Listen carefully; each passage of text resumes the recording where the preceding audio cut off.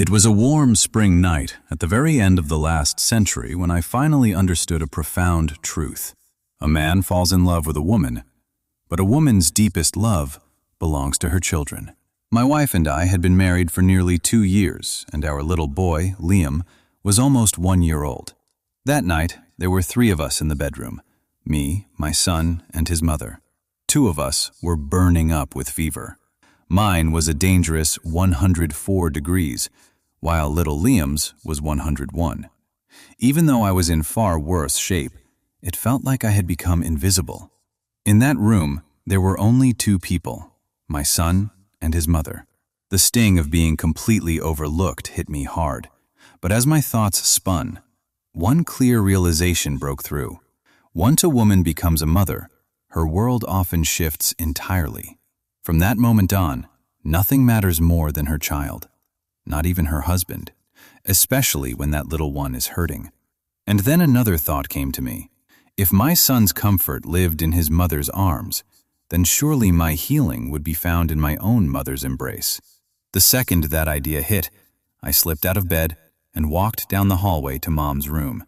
It was 2 o'clock in the morning, but the moment I opened the door, she sat up instantly, as if she had been waiting for me. Without a single word, she pulled me into her arms like I was still her baby. She held me close and gave me such a powerful dose of love, warmth, and tender care that by morning, I was completely well again. After that night, it became my personal ritual.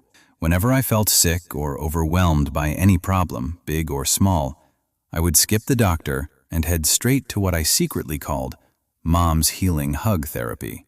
I didn't even have to explain. One look at my face and she knew. She would declare a full medical emergency, tuck me into her bed, pull her blanket over me, and the whole house would spring into action.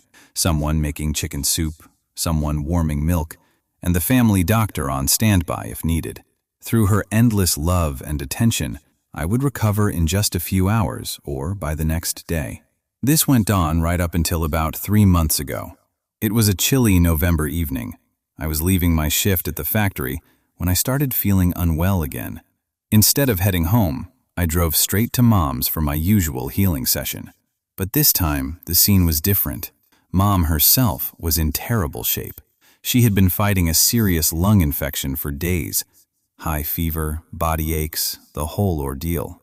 Forgetting my own discomfort, I spent the next 2 hours looking after her, giving her medicine, trying every home remedy I knew, gently massaging her feet, and making sure she was comfortable. Eventually, her condition eased and she fell into a peaceful sleep. Only then did I quietly head back home. I had barely been home 30 minutes when my phone rang. It was my younger brother, Ryan. My heart jumped as I answered. "Everything okay, bro?" I asked quickly. "Yeah, we're all fine," he said. "Mom just wanted me to check on you. She was worried because you weren't feeling well earlier. How are you now?" Oh my God. That was the moment my understanding of a mother's love became complete. A mother is the one person who can forget her own pain the instant she learns her child is suffering. Today, it has been 1 month and 8 days since Mom passed away and returned to the Lord's mercy. And now, here I am again, running a fever, desperately in need of that healing hug therapy. But the doors to Mom's loving embrace have closed forever.